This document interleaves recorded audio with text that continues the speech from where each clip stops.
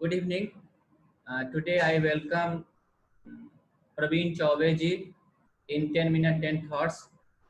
He is Deputy General Manager and Branch Head IDBI Jaipur. Today he will talk about banking from customers' perspective. Uh, he is very rich in knowledge, so he will throw the light on banking from customers' perspective. Praveen ji.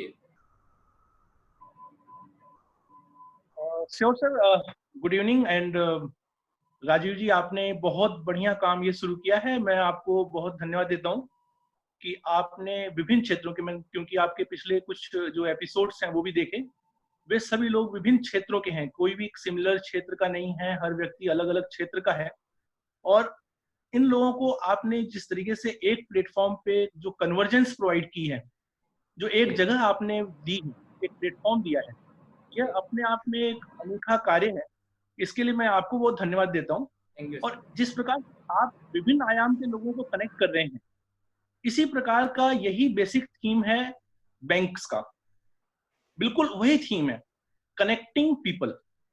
अगर कोई कहे कि bank को अगर हमें दो शब्दों में समझाना है, तो दूर से हम बिल्कुल उसको दो शब्द में ये समझा सकते हैं, ये है एक प्लेटफॉर्म टू कनेक्ट पीपल।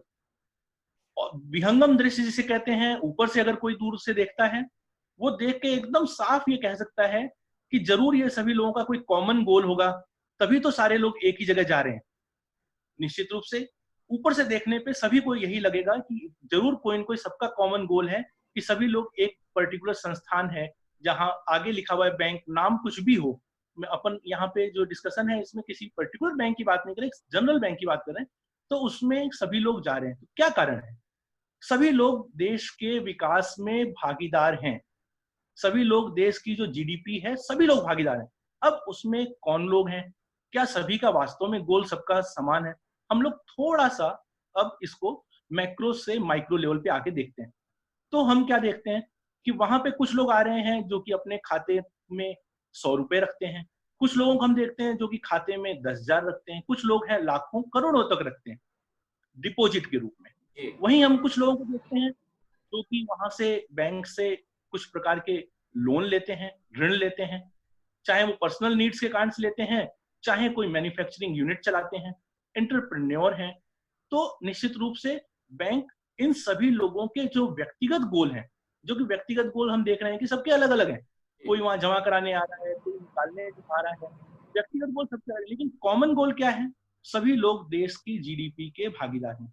देश की जीडीपी में जितना बड़े जो फर्म्स हैं, बड़ी जो कंपनियां हैं जो हजारों हजार करोड़ के लोन लेते हैं, वे लोग अगर कहते हैं कि हमने देश के विकास में बहुत भागीदारी निभाई है, तो निश्चित रूप से हमें ये मानना चाहिए कि जो व्यक्ति वहां पे एक छोटा सा खाता रखता है, 5,000 रुपए रखता है, अपनी आवश्यकताएं पूरी कर लेता है, उसके बाद में जो 2 पैसे उसके पास बचते हैं, उस पैसे को वो बैंक में जमा करता है, तो वो उसका जमा करने का जो अभ्यास है, जो कि उसका बैंक में जमा करने का अभ्यास, वही अभ्यास देश के विकास के लिए नींव रखता है।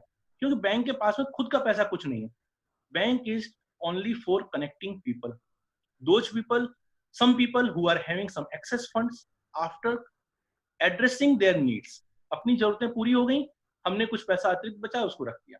इसी प्रकार से कुछ एंटरप्रेन्योर्स हैं, कुछ लोग हैं जिन लोगों को अपनी पूंजी लगाने के बाद में फिर उनको लगता है कि अगर हम इस स्केल पे काम करना चाहते हैं, हमें और पूंजी चाहिए, तो उस अतिरिक्त पूंजी का इंतजाम इन्हीं लोगों के माध्यम से उनके लिए किया जाता है। तो अपन ने एक तो ये डिफाइन कर लिया कि बैंक में लोग जुड़े हुए हैं और उसमें हर कोई व्यक्ति देश के विकास की भागीदारी में अपना योगदान दे रहा है। अब हम एक बार कस्टमर के एंड से देखें। कस्टमर जब बाहर निकलता है कि मुझे बैंक, कौन सी बैंक चूज करनी, तो बाहर दिखता है तो बहुत सारे सार्वजनिक क्षेत्र के बैंक दिखाई देते हैं, बहुत सारे प्राइवेट बैंक दिखाई देते हैं, कुछ फॉरेन बैंक्स भी अपनी बड़े शहरों के अंदर अपनी ब्रांचेज के माध्यम से, अपनी शाखाओं के माध्यम से हमारे देश में काम कर रहे हैं। अब हमें कौन सी बैंक को चूज करना, वह डिपेंड करता है कि हमारी आवश्यकता क्या है, हमें कौन सा प्रोडक्ट चाहिए। कुछ बैंक्स हैं जिनका विशेष किसी पर्टिकुलर प्रोडक्ट में बहुत विशेष उन्होंने काम किया हुआ है, उन्होंने कुछ प्रोडक्ट विशेष लॉन्च कर रखे हैं। तो कस्टमर ने ये जरूर तय कर लेना है कि मुझे कौन सा प्रोडक्ट चूज करना है और वो किस बैंक में मिलेगा। तो ये तो उसके एंड पे। अब इसके बाद में कस्टमर ने जब अब किसी भी ब्रांच को, किसी भी बैंक को चुना, तो वहां पर आने के बाद में अब बैंकर एंड से सोचें कि अब कस्टमर आपके पास में आया है तो बैंकर को क्या उसके बारे में सोचना चाहिए, उसकी क्या आवश्यकताएं हैं। हर एक व्यक्ति की अपनी अपनी आवश्यकताएं रहती हैं, हर एक व्यक्ति के अपने अपने short term and long term goals होते हैं, जिसको आप भी मतलब अपने व्यक्तिगत रूप से भी आपने भी अनुभव किया होगा निश्चित रूप से कि हमारे कुछ शॉर्ट टर्म और लॉन्ग टर्म गोल्स होते हैं। तो उनको एनालाइज करके बैंकर को उसको सही प्रोडक्ट देना चाहिए। हर बैंक में, जैसे हम एक छोटा सा एग्जांपल दें, जीरो बैलेंस का जो अकाउंट होता है, जो आरबीआई ने कहा कि भाई नो फ्रिल्स अकाउंट, बिना कोई ज्यादा किसी भी तरीके के चार्जेस के, ज्यादा मतलब जीरो बैलेंस के अकाउंट, ऐसी सभी बैंक्स को अपनी कुछ फैसिलिटी देनी होगी। तो लेकिन उसमें सुविधाएं कम होती हैं।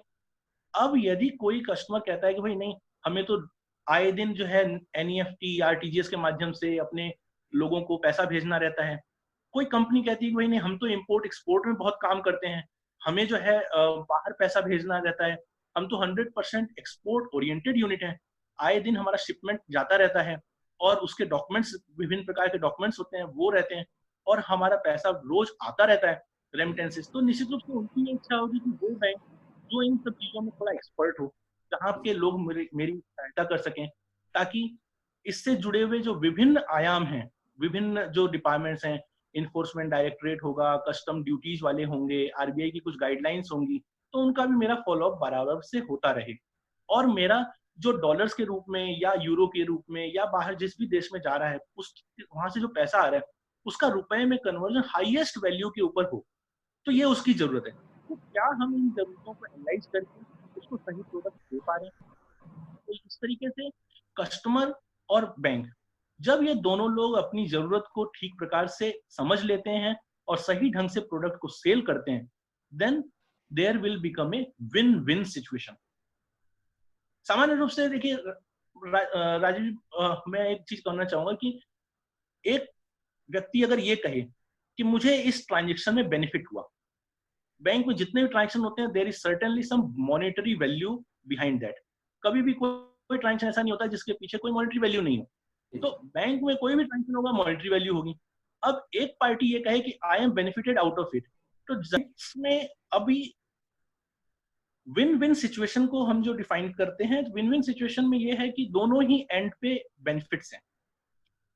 एक डॉक्टर को अगर हमने सारी अपनी मर्ज जो है पूरी ठीक से बता दी, तो निश्चित रूप से डॉक्टर बढ़िया इलाज करेगा। उसी तरीके से कस्टमर ने बैंकर को सारी नीड्स बता दी और बैंकर ने भी इम्पैथी के साथ, इम्पैथी वर्ड मैं फिर से बोलूंगा, इम्पैथी के साथ उसने उसकी बात को सुना है, समझा है, तो उसको सही प्रोडक्ट वो सेल कर पाएगा और इस तरीके से दोनों के बीच में एक विन विन रिलेशनशिप क्रिएट होगी और इसके बाद में भविष्य में एक लॉन्ग टर्म आपस में म्यूचुअल बेनिफिशियल रिलेशनशिप स्टार्ट होगी, एक ब्लिसफुल लाइफ, एक म्यूचुअल बेनिफिशियल, एक ट्रस्ट जनरेट होगा और there would be some success stories, there would be some success stories for the customer as well as banker also. हर एक बैंकर और customer के बीच में जो इस तरीके की म्यूचुअल ट्रस्ट से जो डेवलप होता है रिलेशन, उसमें कुछ सक्सेस स्टोरीज बनती हैं। Thank you so much, Praveen ji. You have enlightened us on banking from customers' perspective, and I request and I invite you to continue with this series about banking and how we can help our customer. So once again, thank you. आप हमारे 10 minute 10 बातें में आए और हम लोगों को enlighten किए। ऐसे ही करते रहिए। Thank